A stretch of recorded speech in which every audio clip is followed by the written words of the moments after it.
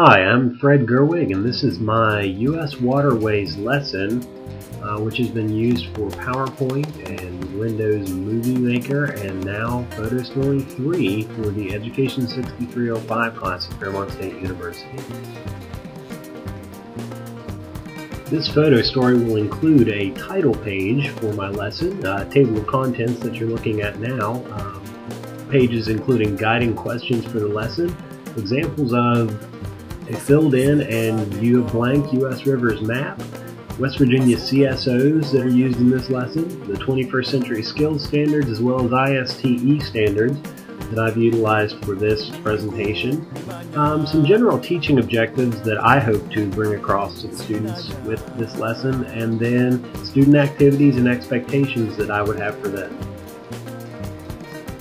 As mentioned on the previous slide, this is an example of the U.S. rivers map, or significant rivers of the United States, that I would provide to the students as a guide when we first present the lesson.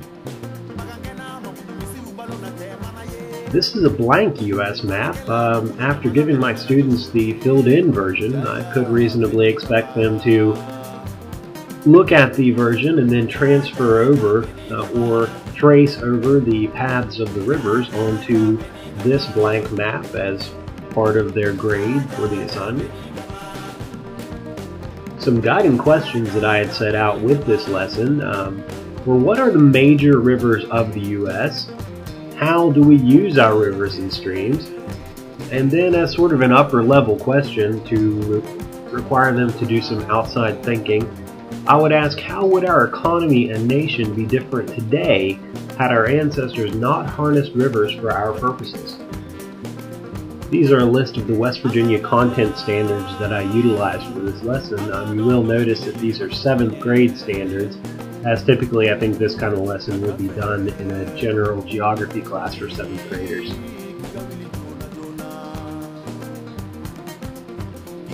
This is one of the 21st Century Skills Standards that I've set forth or listed for this lesson. A student sets challenging goals and strategically plans to reach those goals, monitors performance and adjusts effort and strategies, seeks assistance when needed, and demonstrates focused commitment to reaching the established goals. Now, there are others that could have been used for this as well. The students, as part of the lesson, will have to do some outside research to explain to me rivers that they have selected, 3 of them to be exact, what the primary purposes or uses that we have for those major rivers are. So this would be a good application of this standard, as they'll have to manage their time and also determine through self-study what they'll need to bring to present to the class.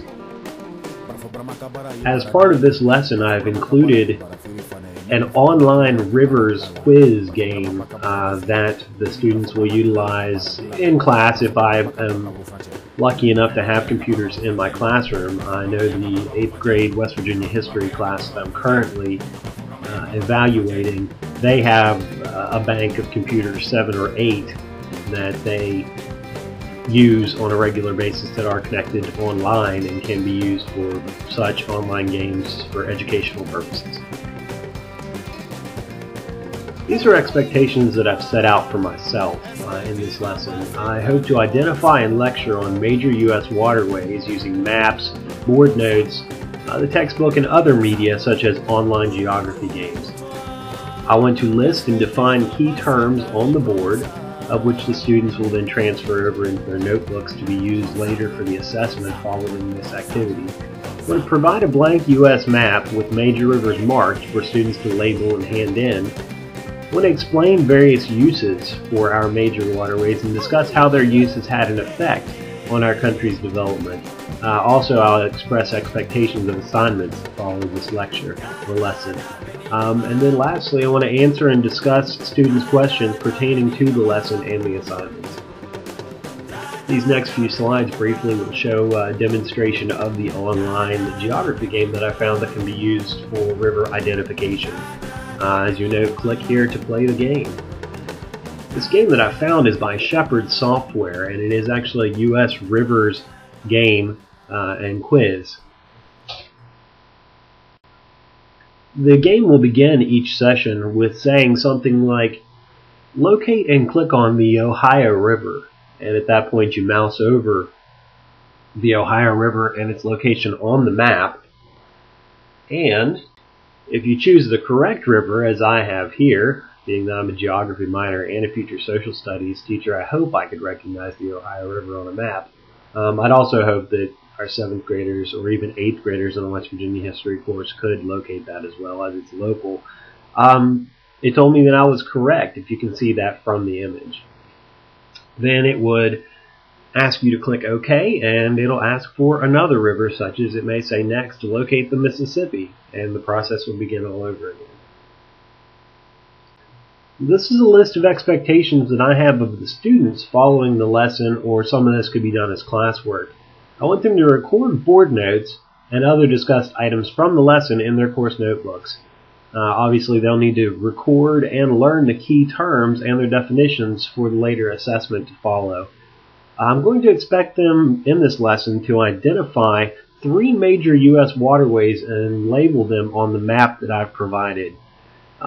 I'm going to perform, or have them rather, perform independent research on each waterway selected and determine its primary use. I mainly want them to explain to me, is it used for tourism, such as the New River in West Virginia is mainly used for whitewater rafting, or the Ohio is used for barge traffic for coal and other manufacturing goods, that sort of thing. I'm going to ask them to compose a paragraph explaining to me which of the 3 rivers that they've chosen has had the most impact on U.S. history and why. And then lastly, for a purpose of independent study, I'm going to ask them to prepare a discussion to be had during the next class session on how our country's advancement would have been impacted had our ancestors not harnessed rivers for our purposes. I had a history professor that loved counterfactuals, like, what would have happened in the U.S. had the South won the war instead of the North, that sort of thing. And I think that it's a really fun activity, and I think mainly junior high kids or high school kids could easily get a grasp on it and provide something acceptable for class. And as this slide says, the end. You've reached the end of my PhotoStory presentation on my U.S. Waterways lesson plan. I hope it hasn't been too painful. Maybe you've enjoyed it, and perhaps you found it a little bit informative. This is Fred Gerwig. I'll talk to you later.